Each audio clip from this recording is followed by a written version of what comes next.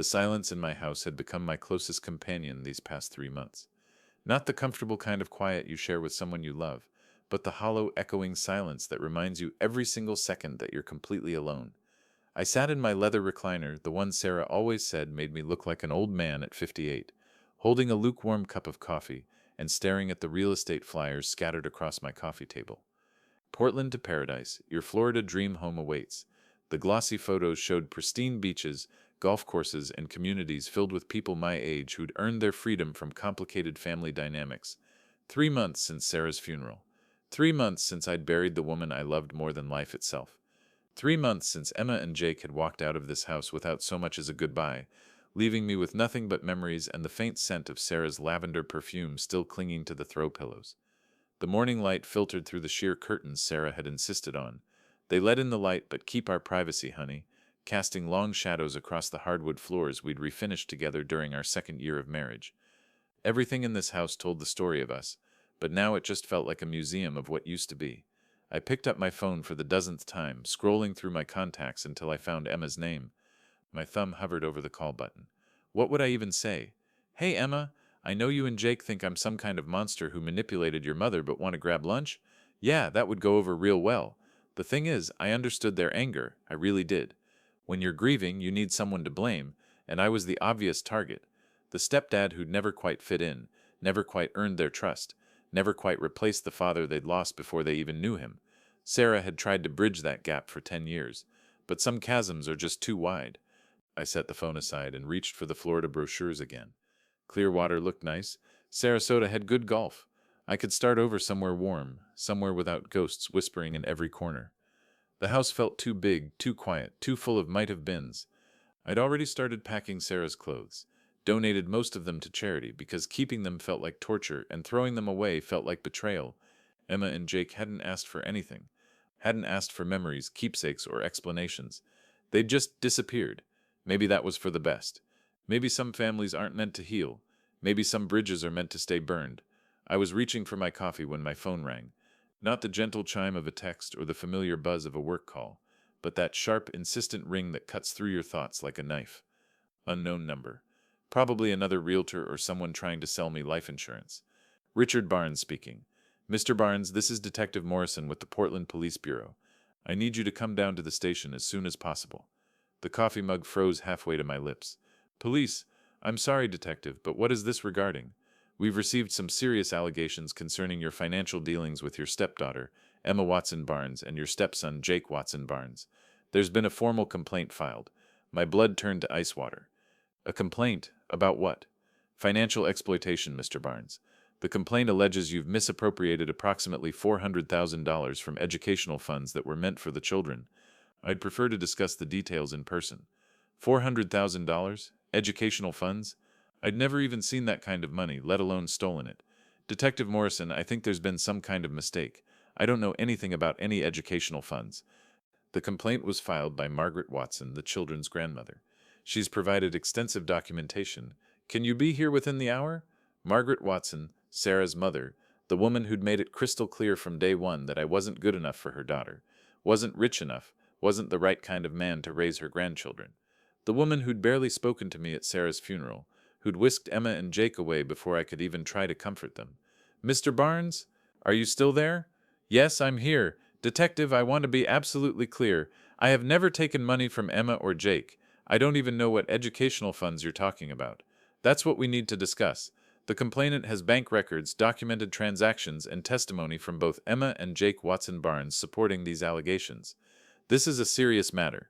Emma and Jake were involved. They were accusing me of, after everything I'd done, everything I'd sacrificed, all the times I'd bitten my tongue when they treated me like an intruder in my own home. I'll be there, I managed to say. Good, ask for me at the front desk. And Mr. Barnes? You might want to consider bringing an attorney. The line went dead. I sat there staring at my phone, feeling like the floor had just dropped out from under me. Financial exploitation. $400,000. Emma and Jake supporting the allegations. This couldn't be happening. This had to be some kind of nightmare, some cosmic joke. I'd spent 8 years trying to be a good father to those kids. I'd paid for their school supplies, their clothes, their activities. I'd fixed Jake's bike and helped Emma with her college applications. I'd bitten my tongue when they called me Richard instead of Dad, when they rolled their eyes at my attempts to connect, when they made it clear I'd never be anything more than their mother's husband. And now they were accusing me of stealing from them.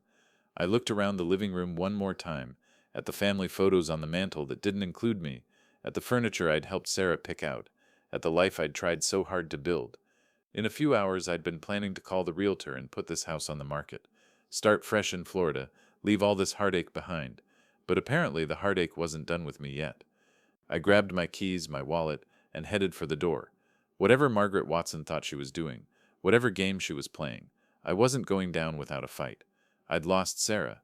I'd lost Emma and Jake's respect. I'd lost the family I'd tried so hard to create. But I wasn't about to lose my freedom, too. The Portland Police Bureau building loomed over me like a concrete monument to everything that had gone wrong in my life. I'd driven here countless times over the years, dropping off paperwork for construction permits, attending community meetings, never once imagining I'd be walking through those doors as a suspect. Detective Morrison was exactly what you'd expect from Central Casting. Mid-40s, tired eyes, coffee-stained tie, and the kind of weathered face that had seen every possible variation of human stupidity. He led me through a maze of cubicles to a small conference room that smelled like industrial disinfectant and broken dreams. "Have a seat, Mr. Barnes. Can I get you some coffee?" "No, thank you. I'd rather just get this cleared up as quickly as possible." He opened a thick manila folder and spread several documents across the scratched table. Bank statements, transaction records, what looked like legal paperwork. "Mr. Barnes, what I'm about to show you represents 6 months of investigation into your financial relationship with your stepchildren." 6 months? They'd been investigating me since before Sarah died. "Detective Morrison, I think there's been a fundamental misunderstanding here. I've never had access to any educational funds for Emma and Jake. I don't even know what you're talking about. According to these records, there have been regular transfers from an account established by Sarah Barnes for her children's education. The account contained $412,000 as of January 1st this year. As of last week, that balance is down to just over $12,000. The room started to spin slightly. "Detective, that's impossible. I've never even heard of such an account, let alone had access to it. The transfers were made using a routing number associated with your personal banking relationship, Mr. Barnes. They were authorized with a digital signature that matches your legal signature on file." Before I could respond, there was a soft knock on the door. Morrison looked up. "Come in." The door opened, and my heart nearly stopped. Emma walked in first, looking pale and exhausted, followed by Jake, who couldn't seem to meet my eyes. Behind them came a woman I recognized but had hoped never to see again, Margaret Watson. At 72, Margaret still carried herself like the queen of a very small, very judgmental kingdom. Her silver hair was pulled back in that same tight bun she'd worn to my wedding. Her navy blue suit was impeccable, and her pale blue eyes, so much like Sarah's but without any of the warmth, fixed on me with undisguised hatred. "Richard," she said, her voice dripping with disdain. "Mrs. Watson." I stood up, more out of ingrained politeness than respect. "Emma, Jake." Emma finally looked at me, and what I saw in her eyes wasn't anger, it was fear. Jake stood behind her like he was trying to disappear entirely. "Please, everyone have a seat," Morrison said, pulling out chairs. "Mrs. Watson, as the complainant, would you like to begin?" Margaret settled into her chair like she was holding court. "Detective Morrison, I want to make it absolutely clear that this situation breaks my heart. When my daughter married Richard, I had hoped he would be a positive influence on my grandchildren. Instead, he has systematically drained their educational trust fund while manipulating them into believing he was acting in their best interests." "That's not true," I said, my voice sharper than I intended. "I don't even know about any trust fund." "Emma, dear," Margaret continued, ignoring me completely, "would you please tell Detective Morrison what we discussed?" Emma looked absolutely miserable. Her hands were shaking slightly as she spoke. "Richard, Mr. Barnes, he told us that Mom had set up college funds for Jake and me. He said he was managing them to make sure we'd have enough money when we needed it." "I never said any such thing," I protested. "He showed us bank statements," Jake added quietly, still not looking at me. "He said the money was growing in investments." This was insane. I'd never shown them any bank statements because I'd never seen any myself. "Kids, I don't understand what's happening here, but I promise you I have never managed any college funds. I didn't even know they existed." Margaret smiled, the kind of cold, satisfied smile that made my skin crawl. "Richard, please don't make this harder on them than it already is. We have documentation of every transaction, every transfer, every lie you told these poor children." She reached into her elegant leather purse and pulled out a sealed envelope. Detective Morrison, there's something else you need to know. My daughter, in her final weeks, was deeply concerned about Richard's behavior. She left this letter with specific instructions that it only be opened in case of a family emergency. Morrison took the envelope, examining the seal. This appears to be authentic. Mrs. Watson, what are your expectations regarding this letter? Sarah was very clear in her final conversations with me. She was worried about what might happen to Emma and Jake if something happened to her. This letter contains her wishes for their guardianship. My stomach dropped. Guardianship. They're adults, for God's sake. Emma is 22, Jake is 20. They're still in school, Richard, Margaret said smoothly. They're still financially dependent, and according to this documentation, they're victims of financial abuse. Morrison carefully opened the envelope and read the letter silently. His expression didn't change, but I could see something shift in his posture. Mrs. Watson, this letter does indeed request that you assume guardianship of Emma and Jake Watson Barnes in the event that their stepfather is found to be unfit. Mom wrote that. Emma's voice was barely a whisper. Your mother was protecting you, dear, Margaret said, reaching over to squeeze Emma's hand.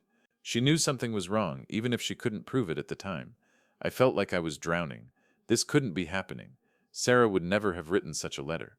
She knew I loved Emma and Jake, even if they didn't love me back. She knew I'd never hurt them. Detective Morrison, I said, struggling to keep my voice steady. I'd like to see that letter. He handed it across the table. The handwriting was definitely Sarah's. I'd seen it on grocery lists and birthday cards for 10 years. But the words were devastating. If anything should happen to me, and if Richard should prove to be unfit or harmful to Emma and Jake, I want my mother, Margaret Watson, to take custody of my children. I've grown concerned about his relationship with money and his influence over the kids. I pray this letter is never needed, but a mother must protect her children, even from beyond the grave. This doesn't make sense, I said, reading it again. Sarah never expressed any concerns about money. We had joint accounts, shared everything. Did you, Richard? Margaret's voice was silk-wrapped steel. Did you really share everything? Or did you hide certain accounts from her the way you hid them from Emma and Jake? Before I could answer, the door opened again. A man I'd never seen before stepped in. Asian American, mid-40s, wearing an expensive suit and carrying a leather briefcase that probably cost more than my monthly mortgage payment. Sorry I'm late, he said, extending his hand to Morrison. David Kim, private investigator. Mrs. Watson retained my services 6 months ago. Margaret nodded approvingly. Mr. Kim has been documenting Richard's financial activities for the past half year. David, would you please share what you've discovered? David Kim opened his briefcase and pulled out a thick folder. Mr. Barnes, I want to be completely transparent with you. I've been monitoring your financial activities since January. Bank records, credit card transactions, investment accounts. The pattern that emerged was concerning. He spread out several photographs, me at the bank, me at various ATMs, me meeting with what appeared to be financial advisors. These transactions show systematic withdrawal of funds from an education trust account that was established by your late wife in 2018. I've never seen that account, I insisted. The account was accessed using your social security number and banking credentials, Mr. Barnes. The digital signatures match your legal signature exactly. I stared at the documents, feeling like I was falling down a rabbit hole into someone else's nightmare. This is impossible. Someone else must have access to my information. Morrison leaned back in his chair. Mr. Barnes, I have to ask, do you have any gambling debts? Drug problems? Any reason why you might need to access that kind of money quickly? No, Detective, I'm a construction engineer. I make decent money. I live within my means. I don't have any debts beyond my mortgage. The evidence suggests otherwise, Margaret said coldly. Richard, I know this is difficult, but you need to accept responsibility for what you've done. Emma was crying now, quiet tears streaming down her cheeks. Jake had gone completely pale. Kids, I said, turning to them, please, you have to believe me. I would never steal from you. I love you both, and I loved your mother more than anything in the world. Then explain the bank records, Margaret snapped. Explain the transfers. Explain why my grandchildren's future has been systematically destroyed. I looked around the room at Morrison's skeptical expression, at David Kim's professional detachment, at Margaret's satisfied smile, at Emma and Jake's devastated faces. They all believed it. They all thought I was capable of stealing from the children I'd tried so hard to love. Morrison closed the folder. Mr. Barnes, here's where we stand. We have documented evidence of financial impropriety, testimony from the alleged victims, and a clear motive. However, given the family's circumstances and the fact that this appears to be your first offense, the district attorney is willing to consider alternatives to immediate prosecution. What kind of alternatives? Mrs. Watson has proposed a 30-day period during which you can demonstrate rehabilitation and make restitution. If, at the end of that period, Emma and Jake Watson Barnes feel confident that you've addressed the underlying issues, the charges could potentially be reduced or dismissed entirely. Margaret leaned forward. Richard, I'm offering you a chance to do the right thing. 30 days to prove that you're capable of being the man my daughter thought you were when she married you. 30 days to earn back the trust you've broken. And if I can't, then you'll face the full consequences of your actions. Criminal charges, civil penalties, and you'll never see Emma or Jake again. I looked at the two kids I'd tried so hard to love, who were staring at me like I was a stranger. 30 days to prove my innocence in a crime I didn't commit, with evidence I couldn't explain, facing an opponent who clearly had resources I couldn't match. It was impossible, but it was the only chance I had. 5 days into my 30-day countdown, I received a formal invitation on cream-colored paper with Margaret Watson's embossed letterhead. You are cordially invited to attend a family intervention at the Watson residence on Friday, July 20th at 2 p.m. Attendance is mandatory per our agreement with the Portland Police Bureau. Margaret's house in Lake Oswego was exactly what you'd expect from old Portland money. A Tudor mansion from the 1920s that overlooked the lake like a disapproving patriarch. I'd only been here twice before, once for Sarah's birthday party, and once for Christmas dinner where I'd spent 3 uncomfortable hours being reminded that I didn't belong. The circular driveway was already crowded with expensive cars when I arrived.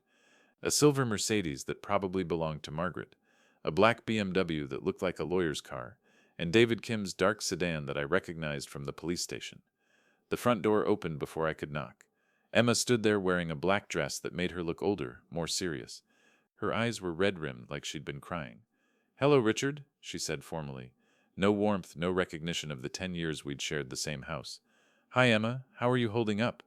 She didn't answer, just stepped aside to let me in. The foyer was all polished marble and crystal chandeliers, the kind of conspicuous wealth that Sarah had always found suffocating. "They're waiting in the library," Emma said. The library was a testament to Margaret's need to appear intellectual, floor-to-ceiling bookshelves filled with leather-bound volumes that looked like they'd never been opened. Margaret sat behind a massive oak desk like she was holding court, flanked by a sharp-looking man in a $1,000 suit who could only be her lawyer. David Kim sat off to one side with his ever-present briefcase, looking uncomfortable. Jake was hunched in a wingback chair, staring at his hands. "Richard," Margaret said, not bothering to stand. "Thank you for coming. I believe you know everyone except my attorney, Harold Pemberton." Pemberton stood to shake my hand. Firm grip, practiced smile, cold eyes. "Mr. Barnes, I represent Mrs. Watson's interests in this matter." "I didn't realize this was a legal proceeding," I said. "Everything is a legal proceeding now, Richard," Margaret replied. "Please have a seat. We have a great deal to discuss." I chose a chair that put my back to the wall, an old habit from construction sites where you always wanted to see who was coming. Margaret opened a thick folder on her desk. "I've asked everyone here because I believe in transparency. Richard, over the past 5 days we've conducted a more thorough investigation into your relationship with my daughter and grandchildren. What we've discovered is deeply disturbing." She pulled out a photograph. Sarah and me at our wedding reception, dancing and laughing. This picture was taken 10 years ago. Sarah looks happy, doesn't she? But happiness can be a mask, especially when someone is being systematically manipulated. "Mrs. Watson, I never manipulated Sarah. I loved her. Did you, Richard? Or did you love what she could provide for you? A home, a family, financial stability?" She pulled out more documents. "These are records of your financial situation before you met Sarah. 3 failed businesses, mounting debt, a credit score that would make a loan shark blush." I felt heat rising in my cheeks. I was going through a rough patch, yes, but that doesn't mean— "And then you met my vulnerable daughter, a widow with 2 young children and a substantial life insurance settlement from her first husband's death." "Sarah never told me about any life insurance settlement," I protested. Margaret smiled that cold smile again. "Of course she didn't, because you were very careful to present yourself as someone who didn't need her money. But the manipulation was subtle, wasn't it? Making yourself indispensable, positioning yourself as the father those children needed, all while slowly gaining access to their financial future." "That's not true," Jake said suddenly, looking up for the first time. "Richard never asked Mom for money. He paid for everything himself." Margaret's expression softened as she looked at her grandson. "Oh, darling, that's exactly what he wanted you to think. Richard is very good at creating the illusion of generosity while actually taking far more than he gives." She turned to the next page in her folder. "Jake, Emma, I want you to meet someone who's been helping me understand the psychological aspects of your situation. Dr. Amanda Foster has been working with families in situations like yours for over 20 years. A woman I'd never seen before entered the library. She was probably in her early 50s, with perfectly styled gray hair and the kind of confident bearing that screamed expensive education. She wore a navy blue suit and carried herself like someone accustomed to being the smartest person in the room. "Hello, everyone," Dr. Foster said, her voice warm and professional. "Emma, Jake, it's wonderful to see you again." Again? Emma and Jake exchanged glances, and I caught something in their expressions. Familiarity, but also something else. Uncertainty. Dr. Foster has been counseling Emma and Jake for the past 2 years, Margaret explained. Initially, it was to help them process their grief over losing their biological father, but as the sessions progressed, some very troubling patterns emerged. Dr. Foster opened her own folder and pulled out what appeared to be session notes. What I discovered was a classic case of psychological manipulation and financial grooming. Richard had systematically isolated the children from their extended family, created financial dependence, and used their mother's illness to maintain emotional control. "I never isolated anyone," I said, standing up. "I encouraged Emma and Jake to have relationships with their grandmother, their aunts and uncles. They're the ones who chose to keep their distance. Because you made them feel guilty for loving anyone besides you," Dr. Foster replied smoothly. "It's a textbook manipulation technique. You presented yourself as the only stable father figure while subtly undermining their connections to their biological family." Emma was crying now, and Jake had gone pale. "Is that true?" Emma asked. "Did you—" "The recordings tell a different story," Margaret interrupted. She pulled out a small digital recorder and placed it on the desk.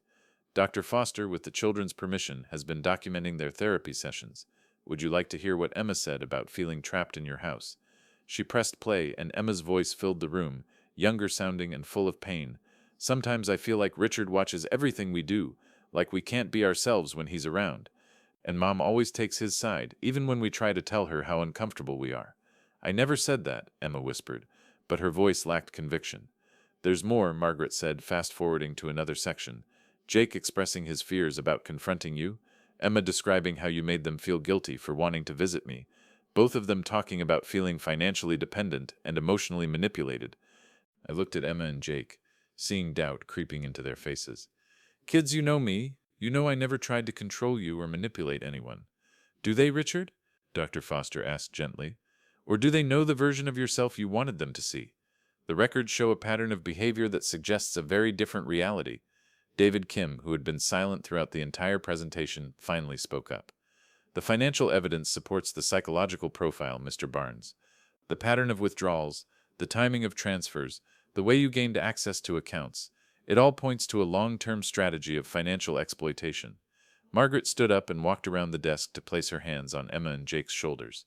"I know this is painful, darlings, but you need to understand the truth about what happened to your mother and what's been happening to your future." "What do you mean? What happened to Mom?" Jake asked. Margaret's voice dropped to barely above a whisper. "Your mother didn't die from cancer complications, Jake. The medical examiner found evidence that she intentionally overdosed on pain medication. She committed suicide because she couldn't bear what Richard was doing to her family." The room went dead silent. Emma gasped. Jake made a sound like he'd been punched in the stomach. "That's a lie," I said, but my voice sounded weak even to my own ears. "The toxicology report is a matter of public record, Richard," Margaret said coldly. "Sarah took 3 times the prescribed dosage of oxycodone the night she died. She left no note because she was protecting you, even in death. But the evidence speaks for itself." Emma broke down completely, sobbing into her hands. Jake just sat there staring at nothing, like his world had imploded. "I think we're done here," Margaret said. "Emma, Jake, you're coming home with me. Permanently. Richard, you have 24 days left to make your restitution and disappear from their lives forever." As everyone filed out, David Kim lingered behind, pretending to organize his papers.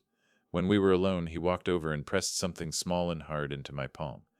"You need to see what I found about Sarah's real cause of death," he whispered. "Everything they just told you is a lie." I looked down at the USB drive in my hand, then back up at him, but he was already walking away. 24 days to prove my innocence in a game I was only now beginning to understand. I didn't sleep that night. Couldn't sleep. David Kim's USB drive sat on my kitchen counter like a loaded gun, and every time I looked at it, my hands started shaking. Whatever was on that drive, it was going to change everything. I could feel it in my bones. At 3 in the morning, I finally worked up the courage to plug it into my laptop. The screen flickered to life, revealing a single folder labeled Sarah Medical Records Confidential. My mouse cursor hovered over the folder for what felt like an eternity. Once I opened this, there would be no going back. Whatever David Kim had discovered about my wife's death, whatever truth Margaret had been hiding, it was all waiting behind one double click. I opened the folder. The first document that appeared made my blood run cold. It was a toxicology report from the Multnomah County Medical Examiner's Office, dated 3 days after Sarah's funeral. The official cause of death listed complications from metastatic cancer, but handwritten notes in the margins told a different story. Oxycodone levels 180 milligrams, nearly triple prescribed dosage. Patient had no tolerance indicators suggesting accidental overdose. Suspicious circumstances warrant further investigation, but family declined autopsy. Family declined autopsy. That would have been Margaret, as Sarah's next of kin after me. Margaret had refused to let them perform an autopsy. The next document was even worse. Sarah's actual medical records from her oncologist, Dr. Jennifer Walsh. According to these files, Sarah's cancer had actually been in remission for 6 months before her death. The treatment had been successful. She wasn't dying from cancer at all. I sat back in my chair, feeling like the world had tilted off its axis. Sarah hadn't died from cancer complications. She'd deliberately overdosed on pain medication that she didn't even need anymore. But why? I kept scrolling through the files until I found something that made my heart stop completely. It was a video file, dated just 2 weeks before Sarah died. The thumbnail showed Sarah sitting in our bedroom, looking directly into the camera of her laptop. With trembling fingers, I double-clicked the video. Sarah's face filled the screen, thin from the cancer treatments, but more alive than I'd seen her in months. She was wearing the blue silk pajamas I'd bought her for Christmas, and behind her I could see the familiar outline of our bedroom window. "Hi, Richard," she said to the camera, her voice soft but clear. "If you're watching this, it means I'm gone, and it means things have gotten very bad between you and the kids. I need you to know some things that I should have told you while I was alive, but I was too scared, too ashamed." She paused, wiping her eyes with the back of her hand. "My mother has been poisoning Emma and Jake against you since the day we got married. She never approved of our relationship, never accepted that I could be happy with someone who wasn't from her social circle. She's been filling their heads with lies, telling them that you're only with me for money, that you're trying to replace their real father." I felt sick. All those years of Emma and Jake pulling away from me, all those cold dinners and awkward family moments, all the times I thought I was failing as a stepfather, it hadn't been me at all. "The worst part," Sarah continued, "is that I let her do it. I was so afraid of losing my mother, so scared of her cutting us off financially, that I didn't protect you the way I should have. I chose keeping the peace over standing up for the man I love, and I'll regret that for the rest of my life." The video continued, and with each revelation, I felt more pieces of the puzzle clicking into place. "Richard, there's something else you need to know. My mother has done this before. Her first husband, my stepfather, William, died by suicide when I was 16. At the time, she told everyone it was because of business stress, but I found out later that she had systematically turned his own children against him. She made him feel like an outsider in his own family until he couldn't take it anymore." My hands clenched into fists. Margaret had driven her first husband to suicide, and now she was doing the same thing to me. "I've been seeing the cancer coming back in my tests," Sarah said, though I now knew that was a lie she'd told herself. "And I realize I have a choice to make. I can keep fighting and watch my mother destroy what's left of our family, or I can end this while there's still a chance for you and the kids to find your way back to each other." "No," I whispered to the screen. "Sarah, no. I know how this sounds, and I know you'll blame yourself, but please don't. This is my choice, my way of protecting the people I love. Maybe when I'm gone, Emma and Jake will finally see who you really are without my mother's voice in their ears." The video ended with Sarah blowing a kiss to the camera and saying, "I love you, Richard Barnes. Take care of our kids." I stared at the blank screen for a long time, tears streaming down my face. My wife hadn't died from cancer. She'd killed herself because she thought it was the only way to save her family from her mother's manipulation, and it had all been for nothing. Even in death, Margaret had found a way to twist Sarah's sacrifice against me. I was still sitting there in shock when my phone rang. Unknown number. "Hello? Mr. Barnes, this is Father Miguel Santos from St. Mary's Catholic Church. I believe your wife Sarah was one of my parishioners." I wiped my eyes, trying to compose myself. "Yes, Father.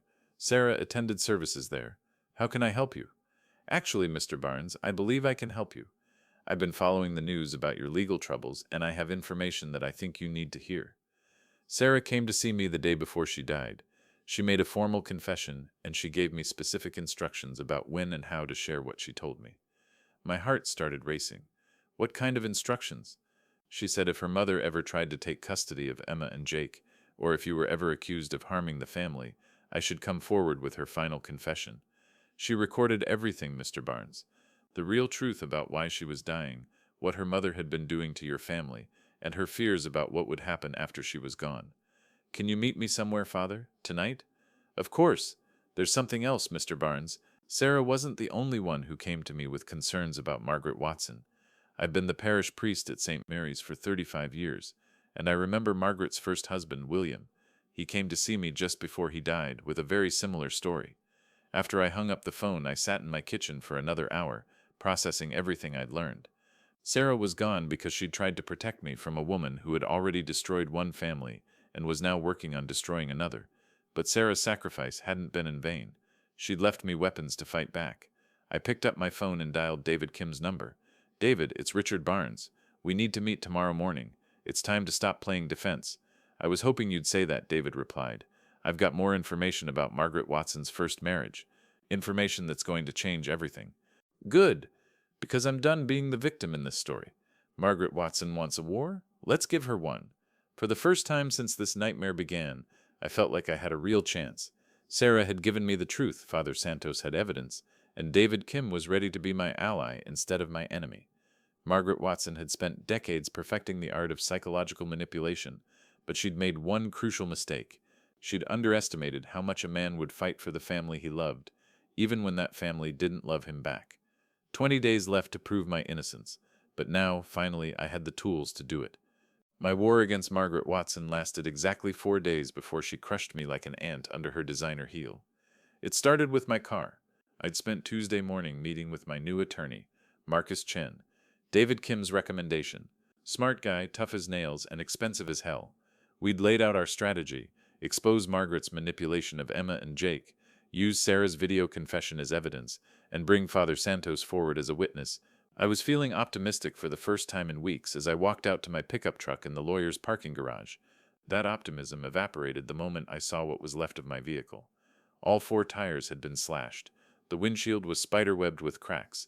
Someone had taken a baseball bat to the headlights, taillights, and side mirrors. Spray painted across the driver's side door in red letters were the words, "Child Abuser." Tucked under the windshield wiper was a note written on expensive letterhead. This is what happens to men who don't know when to quit. Next time, it won't be your car. I called the police, but they treated it like routine vandalism. No cameras in the parking garage, no witnesses, no real investigation. Just another case file that would disappear into their system. Marcus took one look at the damage and shook his head. Richard, she's sending you a message. Margaret Watson has resources you can't match. Maybe you should consider taking whatever deal she's offering. I'm not giving up, I told him. My wife is dead because of that woman, and I'm not going to let her destroy Emma and Jake too. But Margaret was just getting started. On Wednesday, I was served with legal papers at my front door. Margaret Watson was suing me for elder abuse, claiming I had psychologically manipulated and financially exploited Sarah during her final illness. The lawsuit was seeking $2.7 million in damages. Elder abuse? I asked Marcus when I called him. Sarah was 46 years old. It doesn't matter. Watson's lawyers are arguing that Sarah was vulnerable due to her medical condition, and you took advantage of that vulnerability. It's a civil case, but if she wins, it strengthens the criminal charges against you. Thursday brought the knockout punch. I was at the grocery store trying to maintain some semblance of normal life when my phone rang. Detective Morrison. Mr. Barnes, you need to come to the station immediately. Emma and Jake Watson Barnes have filed for a restraining order against you. They're claiming you've been stalking and harassing them. That's impossible. I haven't even seen them since that meeting at Margaret's house. They have documentation, Mr. Barnes. Photos, text messages, witness statements. You need to get down here now. An hour later, I was sitting in the same conference room where this nightmare had begun, staring at a stack of evidence that made my blood run cold. Photos of me at the grocery store, at the gas station, at my lawyer's office, all taken from a distance, all making me look like I was following someone. Text messages from my phone number to Emma and Jake's phones, threatening and abusive messages that I'd never sent. Mr. Barnes, Detective Morrison said, "These messages are pretty disturbing. Listen to this one. You can hide behind your grandmother all you want, but you know the truth. I'm watching you, and I'm not going away until you tell everyone what really happened. I never sent that message. Someone else has access to my phone, or they're spoofing my number, or in this one. Morrison continued, your mother died because of your lies. The least you can do is tell the truth before I make you tell the truth. Each message was worse than the last, escalating from veiled threats to outright intimidation. They were written in a style that sounded like me when I was angry, using phrases I might actually use but twisted into something dark and menacing. Detective, I swear to you, I never sent any of these messages. Someone is setting me up. Morrison pulled out another document. Emma and Jake both gave statements yesterday. They said they've been living in fear, that they're afraid to leave their grandmother's house because they don't know when you might show up. Where are they now? I need to talk to them. Explain. That's exactly what you cannot do, Mr. Barnes. As of 10 minutes ago, there's a formal restraining order in effect. You cannot contact Emma or Jake Watson Barnes through any means, and you must stay at least 500 feet away from them at all times. I felt like I was drowning. Detective, please, just let me see them for 5 minutes. Let me explain that I didn't send those messages. I'm sorry, Mr. Barnes. Any violation of this restraining order will result in immediate arrest. But the worst was yet to come. That evening, I was scrolling through social media when I found the video that destroyed any remaining hope I had. Emma and Jake, sitting side by side in Margaret's elegant living room, speaking directly to the camera. We want everyone to know the truth about Richard Barnes, Emma said, her voice steady but her eyes looking strangely unfocused. For 8 years he manipulated our mother and psychologically abused us. Since Mom died, he's been stalking us, threatening us, trying to force us to lie for him. Jake nodded along, but something about his movements seemed slow, disconnected. We stayed quiet for too long because we were scared, but we can't let him hurt other families the way he hurt ours. Richard Barnes is not our father, Emma continued. He never was. He was a predator who took advantage of our mother when she was vulnerable, and now he's trying to steal our inheritance and destroy our future. The video had been shared hundreds of times within hours. Comments poured in calling me a monster, demanding I be arrested, threatening violence against me. Someone had posted my home address. People were driving by my house, honking their horns, shouting curses at my windows. I tried calling David Kim, but his phone went straight to voicemail. I tried calling Marcus, but his secretary said he was reconsidering his representation in my case.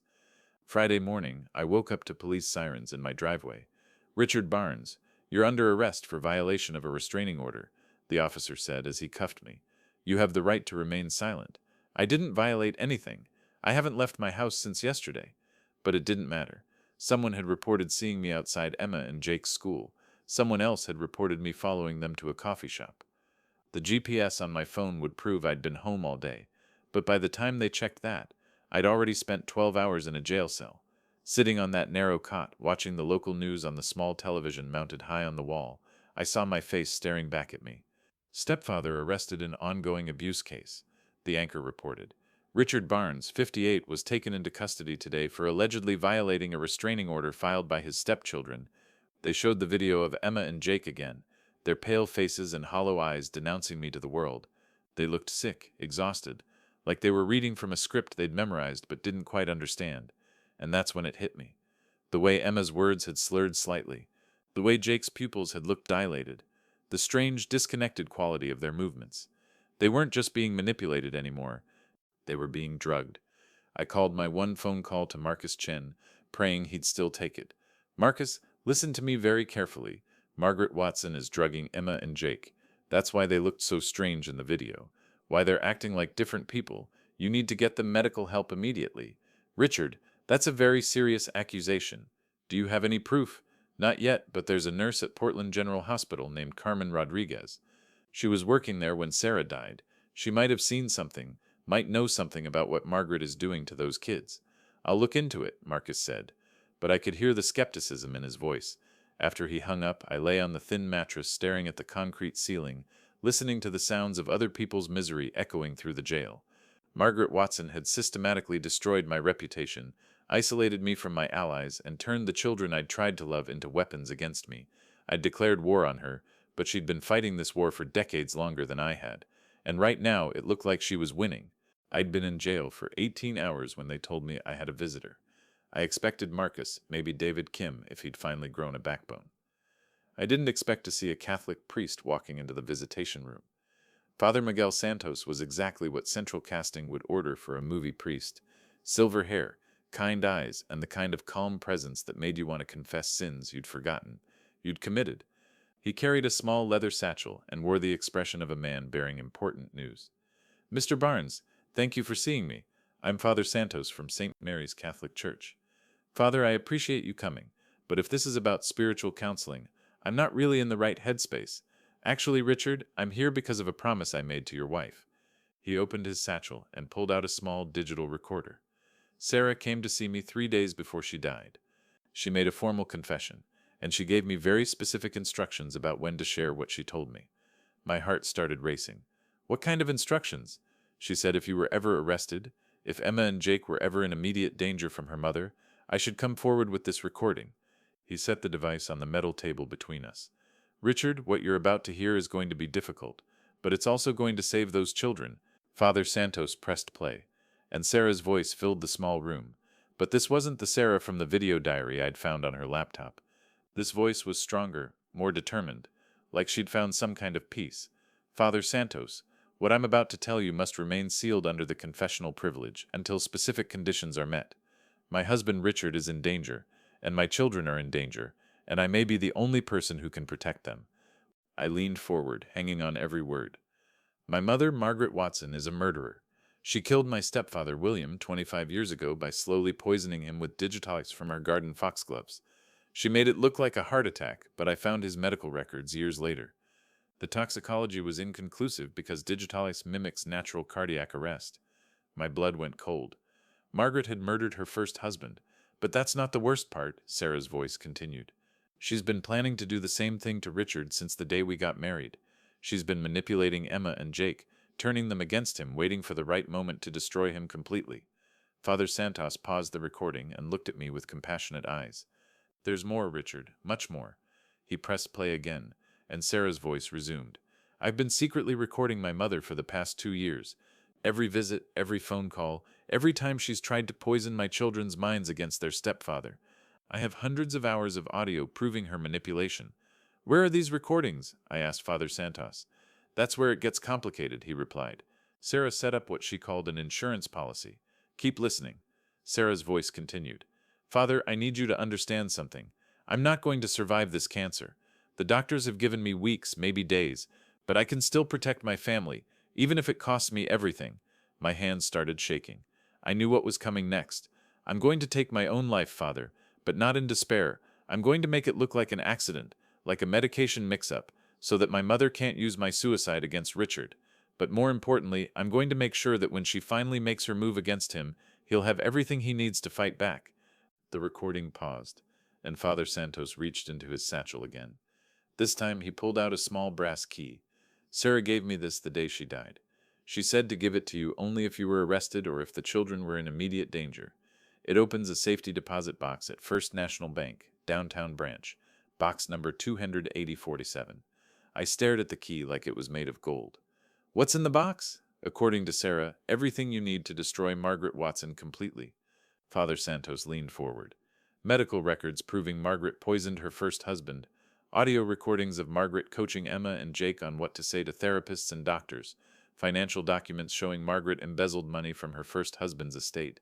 And most importantly, Sarah's real will. Her real will. But Margaret showed us. What Margaret showed you was a forgery. A very good forgery, but Sarah anticipated that too. The real will is in that safety deposit box, along with a video recording of Sarah explaining why she made the choices she did." I felt like I could breathe for the first time in days. "Father, why are you coming forward now? Why not earlier?" "Because Sarah was very specific about the timing. She said Margaret would eventually overplay her hand, push too far too fast. She said when you were sitting in a jail cell, feeling like you'd lost everything, that's when you'd be ready to use the weapons she'd left for you. How do I get access to the safety deposit box? I'm stuck in here." Father Santos smiled. "That's where the other part of Sarah's plan comes in. She didn't just prepare evidence, she prepared allies." He pulled out his phone and dialed a number. "Patricia, it's Father Santos. He's ready." 20 minutes later, a woman in an expensive suit walked into the visitation room. She was probably in her late 50s, with the kind of commanding presence that suggested she was used to being the smartest person in any room. "Mr. Barnes, I'm Judge Patricia Chen. I'll be handling your case from here on out." "Judge Chen. I thought Judge Morrison was." Judge Morrison has recused himself due to a conflict of interest. It seems Margaret Watson made some rather large donations to his re-election campaign. She sat down across from me, all business. Mr. Barnes, I have a very personal interest in seeing Margaret Watson face justice. Personal interest. 25 years ago, I was a young prosecutor investigating the death of William Watson. Margaret's money and influence made sure that case never went to trial, but I never forgot it. When my brother David told me you were being framed, I knew Margaret was up to her old tricks. David Kim was her brother? David Kim is your brother? He's been feeding me information for weeks, Mr. Barnes. We've been building a case against Margaret Watson for a very long time. Your situation just gave us the perfect opportunity to spring our trap. Judge Chen opened her briefcase and pulled out a thick folder. I'm issuing an emergency order for the immediate medical examination of Emma and Jake Watson Barnes. We have reason to believe they're being drugged against their will. Can you do that? I just did. I'm also issuing warrants for the arrest of Dr. Amanda Foster for practicing medicine without a license, and Margaret Watson for elder abuse, fraud, and conspiracy. Father Santos leaned back in his chair with a satisfied expression. Richard, Sarah knew that Margaret would eventually make a mistake. She knew that sooner or later Margaret would go too far, hurt too many people, leave too much evidence. Your wife spent the last months of her life setting up a trap that would catch Margaret once and for all. But there's one more thing, Judge Chen said. The key to the safety deposit box. Where is it? I thought about it, remembering Sarah's final days, her final gifts to me. She gave me back her wedding ring before she died. Said it was for emergencies only. I never understood what she meant. The key is in the ring, isn't it? Father Santos asked. Suddenly it all made sense. The weight of the ring had felt different when Sarah gave it back to me. I'd thought it was just the emotion of the moment, but she'd actually had the ring modified, hollowed out to hide the safety deposit box key. I need to get that ring, I said. Judge Chen stood up. You're being released immediately. All charges dropped, restraining order vacated. We have an emergency hearing scheduled for Monday morning, and we're going to end Margaret Watson's reign of terror once and for all. As we walked out of the jail together, Father Santos put a hand on my shoulder. Richard, your wife loved you more than you'll ever know. Everything she did, every sacrifice she made was to protect you and those children. I just hope Emma and Jake can forgive me for not protecting them sooner. Once they're off those drugs Margaret's been giving them, once they see the evidence of what really happened, they'll understand. Sarah made sure of that too. For the first time since this nightmare began, I felt like I had real power. Not just the power to defend myself, but the power to save Emma and Jake from the woman who'd been poisoning their minds for years. Margaret Watson thought she'd won when she had me arrested, but she'd just triggered the final phase of my wife's master plan. Sarah had been playing chess while Margaret was playing checkers, and checkmate was only days away. Monday morning's emergency hearing looked like something out of a legal thriller. The Multnomah County Courthouse was packed with reporters, curious onlookers, and everyone who'd been following the stepfather abuse case that had dominated local news for weeks. I sat at the plaintiff's table with Marcus Chen, watching as Judge Patricia Chen took her seat behind the bench. Across the aisle, Margaret Watson looked smaller somehow, her usual commanding presence diminished by the gravity of the charges against her. Dr. Amanda Foster sat beside her in handcuffs, having been arrested the previous evening. Emma and Jake were in the front row, flanked by medical personnel. They'd been in the hospital for 36 hours, getting the drugs out of their systems, and the difference was already visible. Their eyes were clearer, their movements more natural, though they still looked confused and fragile. We'll begin with the video will of Sarah Watson Barnes, Judge Chen announced. This document was discovered in a safety deposit box and has been authenticated by 3 independent handwriting experts. The courtroom's big screen flickered to life, and there was Sarah, sitting in what I recognized as our bedroom, looking directly into the camera with the kind of clarity that comes from absolute certainty. If you're watching this, Sarah began, it means my mother has tried to take custody of Emma and Jake, and it means Richard is in legal trouble because of lies she's told. I need everyone to know the truth. Margaret's lawyer tried to object, but Judge Chen silenced him with a look. Mom, I know you're watching this, and I need you to understand something. I remember what you did to William. I was 16, not 6. I saw you putting those foxglove leaves in his tea every morning for months. I watched you turn his own children against him until he couldn't bear to live anymore. I won't let you do the same thing to Richard. The courtroom erupted in whispers. Margaret's face had gone completely white. Sarah's image continued. Emma, Jake, if you're hearing this, it means Grandma Margaret has been lying to you about your stepfather, just like she lied to you about your real father. Emma gasped audibly from the front row. Your biological father's name is Dr. James Patterson. He's a cardiologist in Seattle, and he's been looking for you both since the day I disappeared with you. Mom forced me to leave him, told me he was dangerous, told me he'd hurt you. None of that was true. She just couldn't stand that I'd found happiness with someone she couldn't control. The courtroom doors opened, and a man I'd never seen before walked in. Tall, dark-haired, probably in his early 50s, with Emma's eyes and Jake's jawline. Emma and Jake both turned at the same time, and I watched recognition dawn on their faces. "James," Sarah's voice continued from the speakers, "if you're there, if you found them, please forgive me for taking your children away. Richard Barnes is a good man. He's been the father to Emma and Jake that I couldn't let you be. Please don't hate him for filling the role that should have been yours." Dr. Patterson walked down the aisle, his eyes fixed on Emma and Jake. When he reached their row, Jake stood up first, then Emma, and suddenly they were embracing like they'd been separated for days instead of decades. "Richard," Sarah's voice brought my attention back to the screen, "I need you to forgive Emma and Jake for the things they've said and done. They've been manipulated since childhood by someone who made them believe love was a zero-sum game. Show them that it isn't. Show them that a family can be bigger than blood, stronger than lies." The video ended with Sarah saying, "I declare that if my mother attempts to take custody of my children, or if she attempts to harm Richard Barnes in any way, he becomes the sole beneficiary of my estate, and the legal guardian of Emma and Jake until they reach 25. Judge Chen looked directly at Margaret. "Mrs. Watson, in light of this evidence and the medical testimony confirming that Emma and Jake Watson Barnes were being drugged against their will, I'm ordering your immediate arrest on charges of elder abuse, fraud, conspiracy, and attempted murder." As the bailiffs moved to take Margaret away, she finally spoke. "They were never his children. He never deserved them." "You're right," I said, standing up. "I never deserved them. But I loved them anyway, and I tried to earn the right to be their father every single day." Emma and Jake were crying now, the fog of medication and manipulation finally lifting. Emma reached for me first. "Dad," she whispered, and the word hit me like a physical blow. "I'm so sorry. We're so sorry." Jake wrapped his arms around both of us. "We remember now. We remember how much you tried, how much you sacrificed. We remember Mom telling us to give you a chance, and we remember not listening." Dr. Patterson approached our group slowly. "Mr. Barnes, I don't know how to thank you. You raised my children when I couldn't. You protected them when I didn't even know they needed protecting." "They were never just your children, or just mine," I said. "They were Sarah's children first, and now they're ours to protect together." 6 months later, we all stood together at Sarah's grave on the anniversary of her death. Emma had started calling me Dad and James father, making clear that both titles had been earned. Both relationships were real. I placed Sarah's wedding ring on top of her headstone and spoke quietly. "Thank you for the final gift, Sarah. You saved us all," as we walked back toward our cars, plural now, because our family had grown. I realized something profound had shifted. I was no longer the lonely widower from that first day, sitting in an empty house planning his escape to Florida. I was Richard Barnes. I was a father, a friend, a man who'd been chosen by love instead of blood. I was home,